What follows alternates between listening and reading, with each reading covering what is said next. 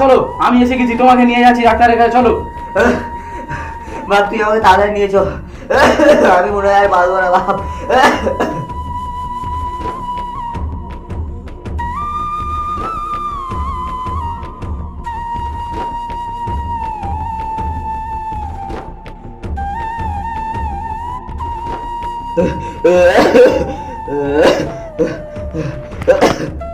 ঠিক আছে আব্বা, আস্তে আস্তে ওঠো, আস্তে আস্তে ওঠো। চলো ভাই, চলো তাড়াতাড়ি, চলো তাড়াতাড়ি চলো।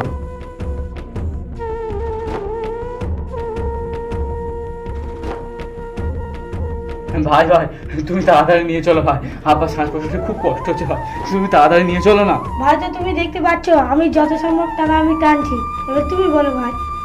আব্বা তোমার কিচ্ছু হবে না আব্বা, তুমি চিন্তা করো না আব্বা, তোমার কিচ্ছু হবে না।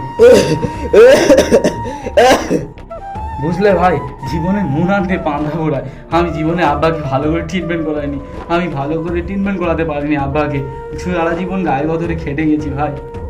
ভাই আমরা গরিব মানুষ, আমাদের কষ্ট বোঝার কেউ নাই।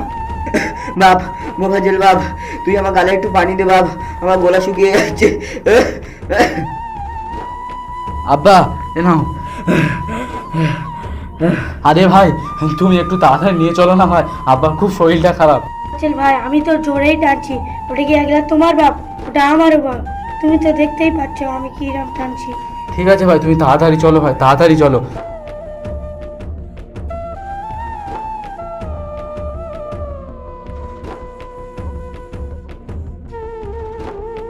ডাক্তারবাবু, আমার আব্বার শ্বাস প্রশ্বাসে খুবই কষ্ট হয় ডাক্তারবাবু, গত 1 মাস ধরে আমি গ্রামের সমস্ত ডাক্তারকে দেখেছি ডাক্তারবাবু, আমি বড় আশা ভরসা নিয়ে তোমার কাছে এসেছি ডাক্তারবাবু, তুমি একটু আমার আব্বাকে দেখো ডাক্তারবাবু। ঠিক আছে আমি দেখছি।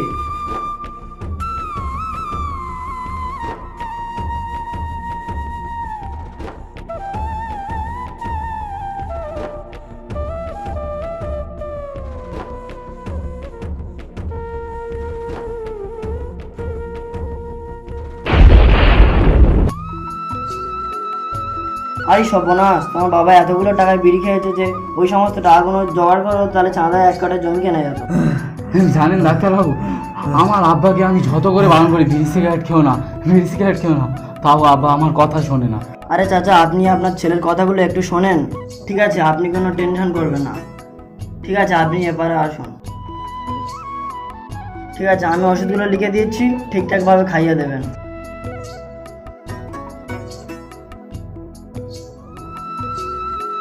ডাক্তারবাবু, কিছু খাওয়া কি নিষেধ আছে? কোল্ড ড্রিঙ্কস, পুঁইশাক, কলা, মূলত এগুলো ঠান্ডার জিনিস, এগুলো থেকে দূরে রাখবেন।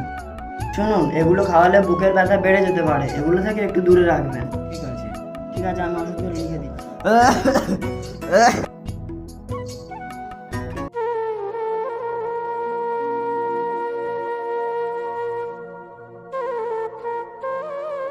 আরে ভাই, এই ওষুধগুলো একটু তাড়াতাড়ি দাও না, শ্বাস প্রশ্বাসের রোগী। আরে আপনি কোন ডাক্তার দেখিয়েছেন?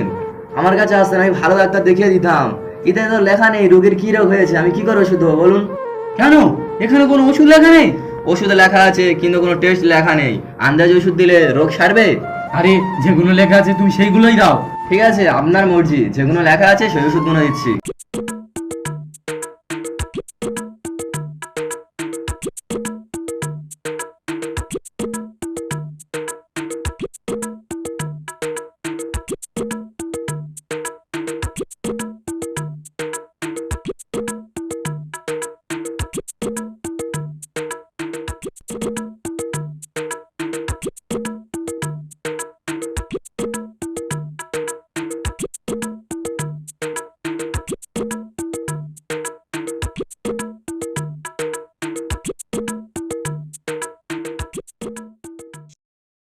আপনার হয়েছে 1000 টাকা, অন্য দোকানের চেয়ে আমার দোকানে 10% ছাড় আছে, তাই আপনি 700 টাকা দেন।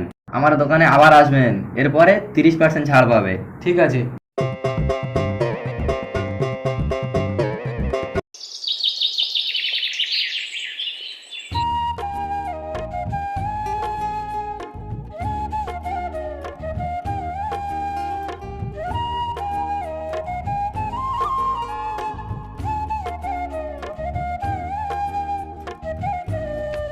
ও মোবাজিল ভাই, তাড়াতাড়ি বাড়ি যাও। কেন রে, কি হয়েছে? তোমার আব্বার খুব শরীর খারাপ, তুমি তাড়াতাড়ি বাড়ি যাও।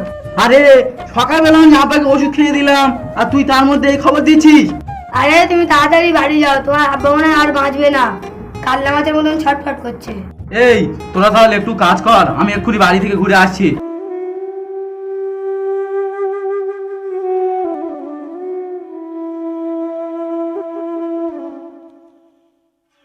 আব্বা, তোমার কি হয়েছে? তুমি এরকম করছো কেন? বাপরে, তুই কি ওষুধ এনেছি বাপ? আমার খেয়ে একটু অসুখ কমছে না, আরো অসুখ বাড়ছে বাপ। আব্বা তুমি চুপ করো আব্বা, তোমার কিছু হয় না, আমি এক্ষুনি ওষুধ পেয়েছি। শালারা কিছু জানে না, ডাক্তারি করছে, চেম্বার খুলে বসে আছে, আমি এক্ষুনি গিয়ে দেখছি। শালারা এইভাবে গরিব মানুষের টাকাগুলো চুষে চুষে খাচ্ছে, আমি আজকে দেখছি ভেজাল ওষুধ বিক্রি করা। উঠ শালা, সবাই ডাক্তারি করার কিছু জানি না, চেম্বার খুলে বসে আছিস, এইভাবে গরিব মানুষের টাকাগুলো চুষে চুষে খাচ্ছিস। হ্যাঁ আরে দাদা থামুন থামুন, কি হয়েছে বলুন, আমার সাথে একবার আলোচনা করবেন তো। আপনার সাথে কি আলোচনা করবো? আপনার সাথে কথা বলতে গেলে তো 500 টাকা ফি দিয়ে কথা বলতে হবে, আর আপনি বড় বড় কথা বলছেন। আমি আপনার হাত ধরছি, ব্যাপারটা কি হয়েছে খুলে বলুন একটু। কয়েকদিন আগে আমি আপনার কাছে একটা বয়স্ক লোক এনেছিলাম, শ্বাস প্রশ্বাসে কষ্ট হচ্ছিল বলে। আরে আপনি কি ওষুধ দিয়েছেন? সেই ওষুধ খেয়ে দিয়ে রোগ কমবে কোথায়, আর রোগ বেড়েই চলেছে। আরে আরে, এমনটা তো হওয়ার কথা না, আমি যা ওষুধ দিয়েছি আপনার বাবার খেয়ে সুস্থ হয়ে যাওয়ার কথা তো। কোন মারের ভয় একদম উল্টো পাল্টা কথা বলবেন না। এখন একটাও মার কিন্তু আর মাটিতে পড়বে না, সব আপনার পিঠেই পড়বে। মার আমাদের কপালে মাঝে মধ্যে জুটো আসে, এগুলো নিয়ে আমি ভয় করি না, আমরা মানুষের জীবনে লড়াই করি। দেখেন মাথা গরম করাবেন না বলে দিচ্ছি, এখন আমার আব্বা কিভাবে সুস্থ হবে সেটা আগে বলেন। দেখেন আপনি কিন্তু অনেকক্ষণ ধরে বকবক করছেন, এবার কিন্তু একটাও মার আর বাইরে পড়বেন না। দেখুন, আপনি মাথা ঠান্ডা করে শান্ত হয়ে বসুন। আপনাকে যে ওষুধগুলো লিখে দিয়েছিলাম সেই ওষুধগুলো এনেছেন? এই দেখুন সেই ওষুধগুলো।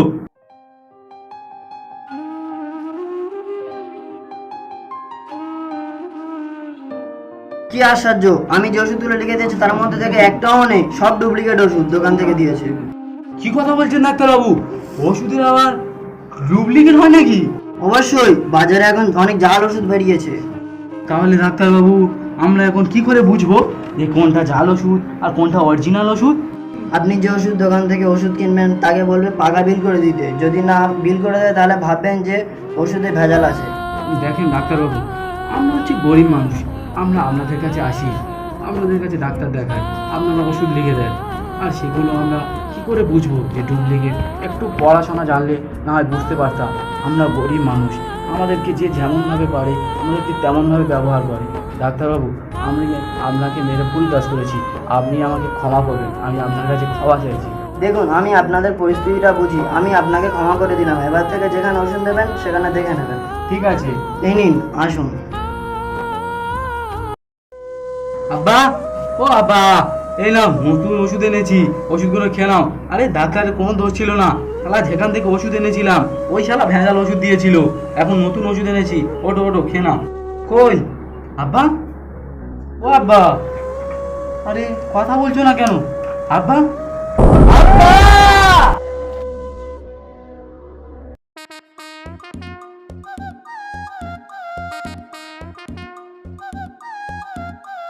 কই গো গিন্নি?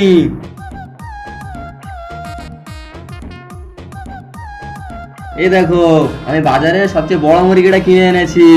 কি ব্যাপার গো, কালকে তো মাছের মাংস আনলে, না করে তুমি আজকে মুরগি নিয়ে চলে আসলে?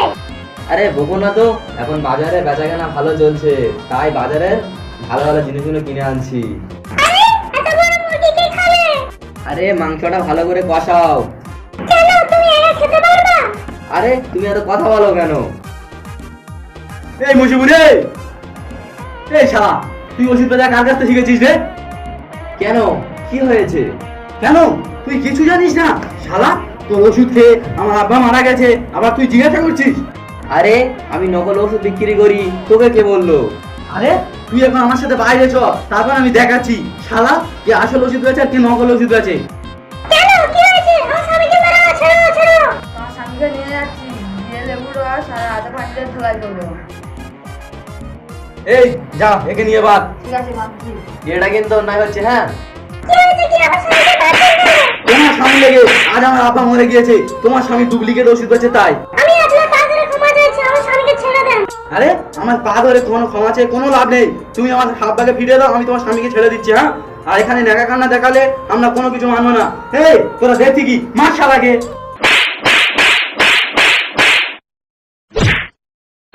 অনেক জায়গায় ডাক্তাররা কিন্তু বিনা কারণে মার খায়। একটা ডাক্তারের কাজ হচ্ছে রিপোর্ট দেখে ট্রিটমেন্ট করে ওষুধ লেখা। এবার আপনি যে ফার্মেসি থেকে ওষুধগুলো নিচ্ছেন সে যদি আপনাকে ডুপ্লিকেট ওষুধ দেয় তাহলে আপনি কি করবেন? নিশ্চয়ই ডাক্তারকে মারবেন, কারণ ডাক্তার নিশ্চয়ই ভুলভাল ওষুধ লিখেছে, আপনি সেটাই ভাববেন। কোনটা কোন রোগের ওষুধ আপনি তো সেটা জানেন না। তাই আপনাদের বলছি, যে দোকানে ওষুধ নেবেন সঙ্গে করে কম্পিউটার বিল মানে টাকা বিল অবশ্যই নেবেন। সো ভালো থাকবেন, সুস্থ থাকবেন, দেখা হচ্ছে আপনাদের সঙ্গে আবার নেক্সট